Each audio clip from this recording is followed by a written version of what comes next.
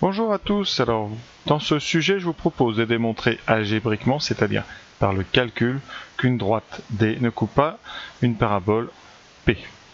Alors, première partie du sujet, ça va être de tracer les deux courbes dans un même repère, donc je vais vous expliquer comment on fait, pour pas non plus perdre trop de temps.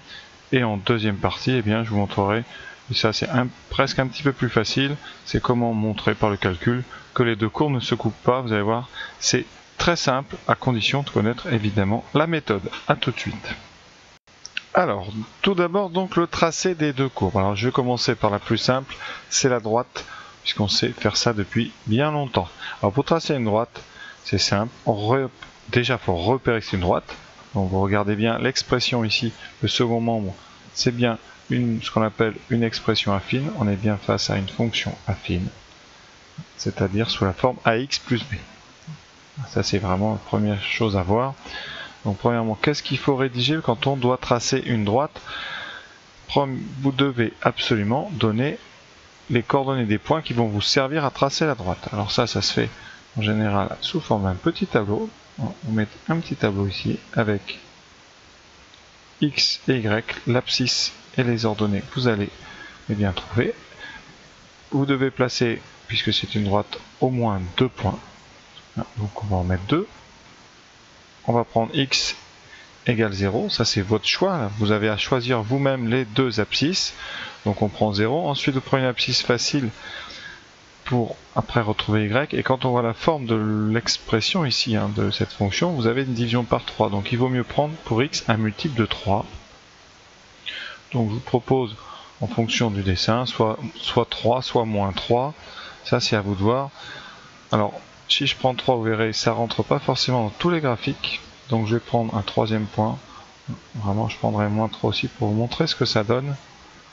Alors, ici 0, on remplace donc x par 0, ça nous donnera 3. Quand on remplace par 3, quand je fais le calcul, vous aurez donc 5 tiers fois 3 plus 3. Et l'avantage d'avoir pris des 3, c'est que les tiers s'annulent, il reste 8. C'est pour ça que je vous disais, sur mon dessin, ça va monter un petit peu haut.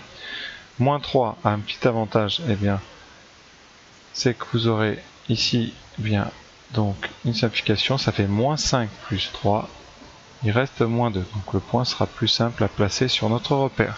Si vous faites ça à la calculatrice, évidemment, vous rentrez donc 5 divisé par 3 multiplié par x, plus 3. La calculatrice va vous tracer une droite qui est là et vous devez la retrouver vous sur votre dessin. Donc pour placer les points, très simple, 0, 3, et votre premier point qui est ici. Deuxième point, vous voyez 3, ça monte un peu haut. Donc je vais prendre moins 3 et moins 2, on a ici. Et vous n'avez plus qu'à relire. Donc voilà la droite tracée, alors j'ai mis les 3 croix, vous n'avez besoin que 2. Comment vérifier qu'on ne s'est pas trompé? Vous pouvez, en fonction évidemment des coefficients, regardez. 5 tiers, ça veut dire que quand vous avancerez d'une unité, ici vous allez monter de 5 tiers, c'est-à-dire d'à peu près 2,66. Effectivement, ici vous voyez, quand on avance d'une unité, on doit monter de 5 tiers. Si vous voulez des valeurs exactes, quand vous avez des coefficients comme ça sous forme de fraction, bien au lieu d'avancer d'une case, d'une unité, vous avancez de 3. Et si vous avancez de 3 unités, vous devrez monter de 3 fois plus, c'est-à-dire de 5. Et ça, c'est plus facile à mesurer puisque ce sont des carreaux entiers. Et effectivement, vous voyez, quand on avance de 3 unités, on monte de 5 unités. Donc ça, c'est comme ça que fonctionnent toutes les droites. Le coefficient directeur, vous pouvez le lire comme ça sur le dessin, sauf pour les verticales. Mais ici, on a vraiment le cas classique, on avance de 3, on monte de 5. Donc pour la droite, c'est fini.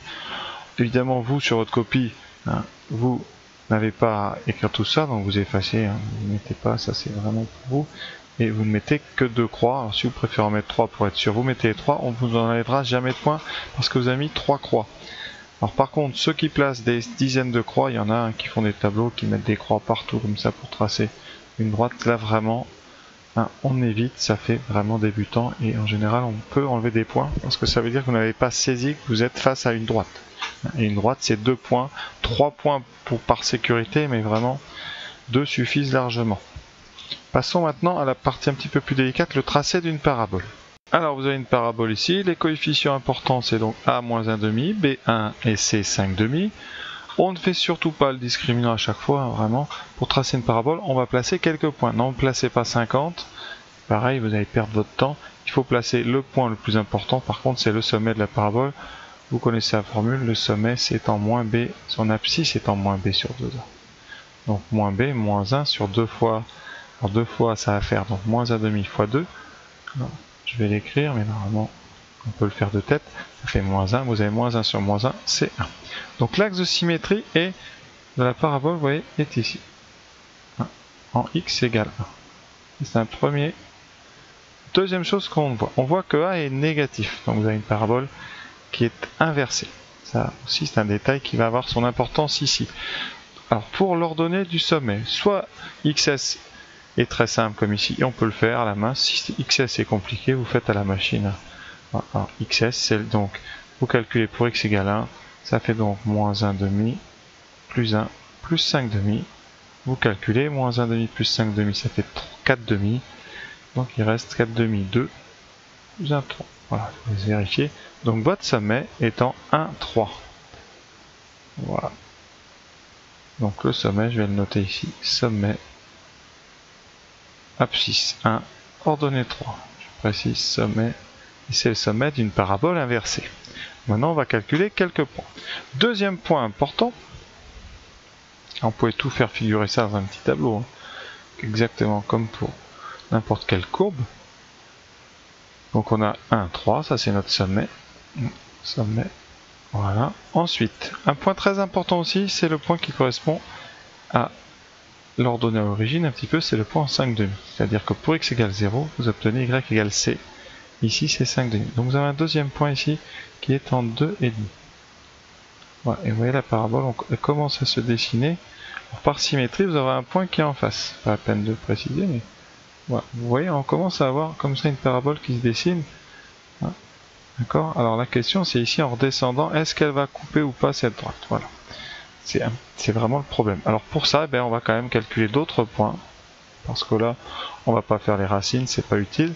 On pourrait, certains l'ont fait dans les devoirs, voilà, mais sinon, vous pouvez déjà calculer à la machine. On va regarder l'image de moins 1, l'image de moins 2 et tout ça. Alors ça, pour la machine, vous allez donc dans le menu où ça dépend des marques ainsi. Donc vous faites tableau, voilà. Donc je vais remettre et je rentre évidemment la formule. Alors ma parabole, elle est moins 1,5 de x carré plus x plus 5,5, donc je vais aller vite, ça fait 2,5. Et je vais aller dans un tableau de valeurs. Alors si je veux moins 1, je tape moins 1, et ça me donne en moins 1, ça vaut 1. Voilà, j'ai un nouveau point, en moins 1, c'est 1. Voilà, on est toujours, mais là, on est un peu comme ça. Ensuite, en moins 2, vous aurez moins 1,5, donc en moins 2, moins 1,5. Vous êtes ici, et là, on va vraiment tous dessiner. De l'autre côté, par symétrie, vous pouvez deviner. Ici, vous êtes en moins 1, donc de l'autre côté, c'est en 3. Vous aurez ceci. Ensuite, 1, 3 cases, 1, 2, 3 cases, vous serez ici. Et voilà, votre parabole n'est pas très belle parce que j'ai fait ça comme ça à l'ordinateur, mais voilà ce que vous devez avoir. Alors, veillez quand même à ce que la courbe passe par les croix que vous avez placées. Ici, c'est pas très joli, mais voilà.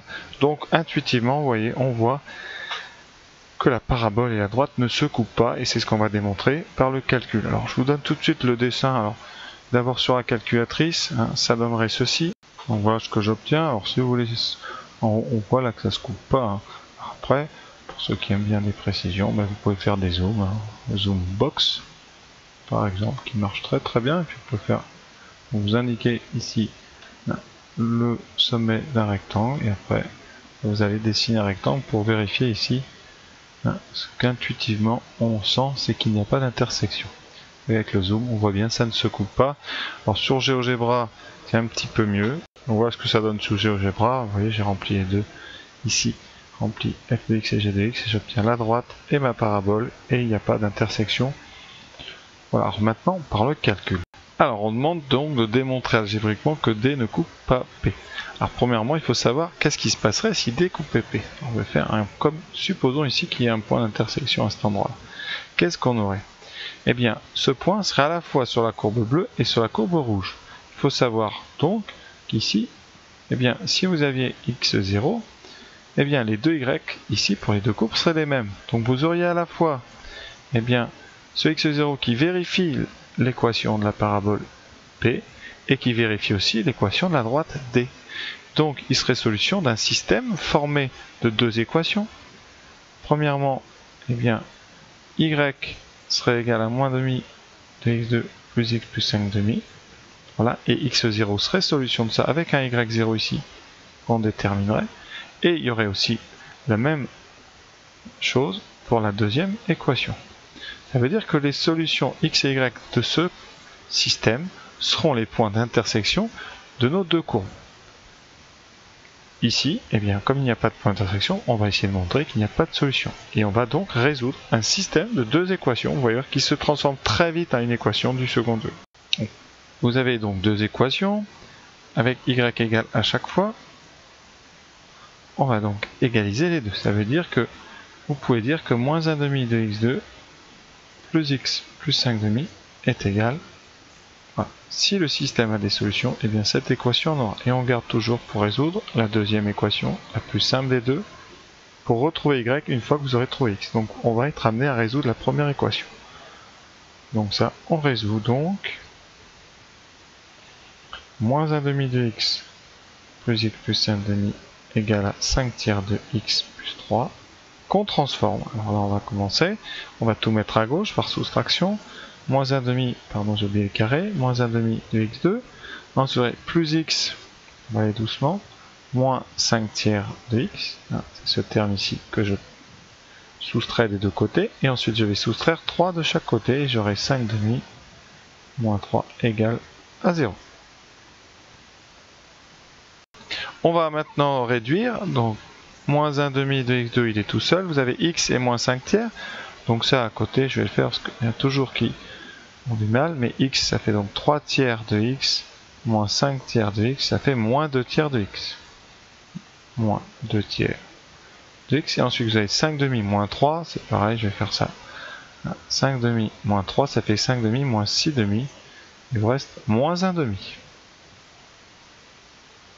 Voilà, vous obtenez une équation du second degré avec beaucoup de fractions. Alors, traditionnellement, on essaie d'enlever les fractions en multipliant par un nombre qui va enlever toutes les fractions. Alors, vous pouvez multiplier par 2 une fois, donc ça fera moins x2, moins 4 tiers de x, moins 1. Là, c'est la multiplication par 2 qui multiplie chaque coefficient par 2. Le 1 demi se transforme en 1, ici aussi, et le 2 tiers en 4 tiers. Ensuite, vous pouvez aussi vous débarrasser des tiers en multipliant par 3.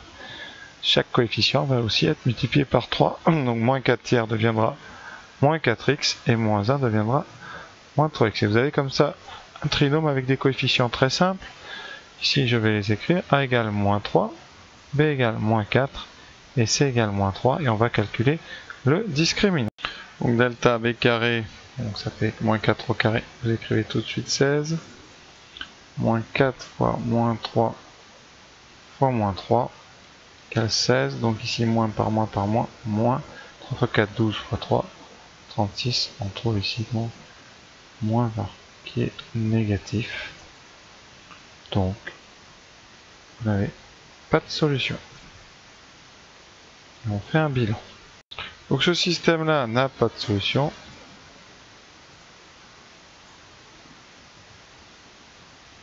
Donc, un D ne coupe